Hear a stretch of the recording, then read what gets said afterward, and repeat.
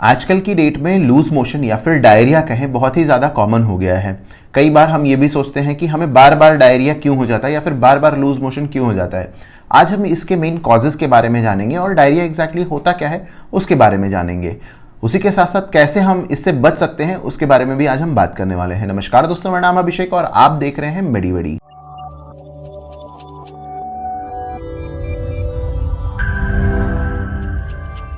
आइए सबसे पहले बात करते हैं डायरिया क्या होता है। तो दोस्तों, डायरिया जो है एक तरह से लूज मोशन का टाइप होता है। अगर आपको लूज या फिर वाटरी स्टूल्स हो रहे हैं फ्रीक्वेंटली, दिन में 2 से 3 बार बाउल सिंड्रोम्स हो रहे हैं, तो ये होने के चांसेस रहते हैं। उसी के साथ साथ एक्यूट से क्रॉनिक की कंडीशंस में डायरिया होता है। अगर एक्यूट कंडीशन में रहता है तो नॉर्मली 1 से 2 दिनों में ठीक हो जाता है, मगर क्रॉनिक जो होता है वो 3 से 4 हफ्ते लग जाते हैं, मतलब 3 to 4 वीक्स लग जाते हैं रिकवर होने में, सही होने में। नॉर्मली ये वायरल या फिर बैक्टीरियल इन्फेक्शंस के कारण होता है, या फिर कुछ चीज़ें जो आप ऐसी खाते हैं और आपका बाउल मूवमेंट सही नहीं रहता जिसकी वजह से, उसी के कारण ये होता है। बात करें अगर क्रॉनिक डायरिया की, तो इसमें नॉर्मली 2 से 3 टाइप्स आते हैं, जिसमें हमारा इरिटेबल बाउल सिंड्रोम, उसी के साथ साथ इन्फ्लामेटरी बाउल डिजीज, ये दोनों जो है वो बहुत कॉमन होती हैं। तीसरा आता है इसमें दोस्तों अलग अलग कंडीशंस, जिसमें आप कुछ कुछ स्पेसिफिक चीज़ें खाते हैं और आपका बॉडी उसको एब्जॉर्ब नहीं प्रॉपर तरीके से कर पाता है, या फिर उसका मेटाबॉलिज्म सही से नहीं होता है, तब जा करके आपको डायरिया होता है। आइए बात करते हैं इसके कॉजेज़ के बारे में। कॉजेज़ की अगर हम बात करें दोस्तों, तो सबसे पहले वायरल इन्फेक्शंस के कारण हो सकता है, जिसमें हमारा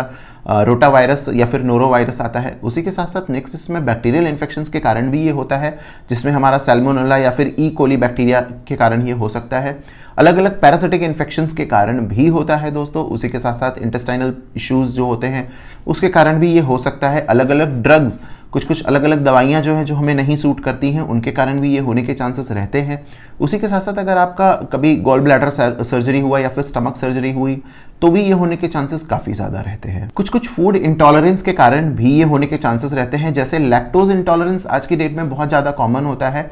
छोटे छोटे बच्चे जो नवजात शिशु होते हैं उनमें भी ये होने के चांसेस रहते हैं, इसीलिए लो लैक्टोलोज मिल्क उनको दिया जाता है या फिर बिना लैक्टोलोज वाला मिल्क उनको दिया जाता है, क्योंकि लैक्टोज इंटॉलरेंस रहता है उनमें। अब आइए बात करते हैं इसमें ट्रीटमेंट्स की अगर आप बात करें एक्यूट डायरिया में दोस्तों, तो एक्यूट डायरिया में नॉर्मली जो हमारा वाटर लॉस हुआ रहता है उसको रिप्लेस करना चाहिए अलग अलग तरीके से, जैसे कि हम वाटर का इंटेक ज़्यादा कर सकते हैं। उसी के साथ साथ जो फ्लूइड का लॉस हुआ है उसके लिए अलग अलग इलेक्ट्रोलाइट्स हम लेकर के उसको बैलेंस कर सकते हैं। अलग अलग फ्लूइड्स जैसे कि जूस हो गए, ORS का पाउडर हो गया, उसी के साथ साथ अलग अलग बेवरेजेस, जिसमें हमारा टेट्रा पैक में भी ORS आज की डेट में आता है, तो मिला जुला के वही सब चीज़ें लेनी होती हैं।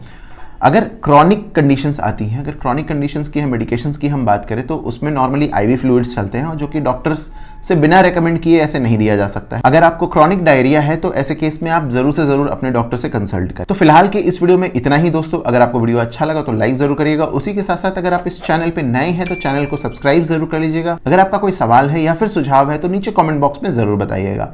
तब तक के लिए धन्यवाद।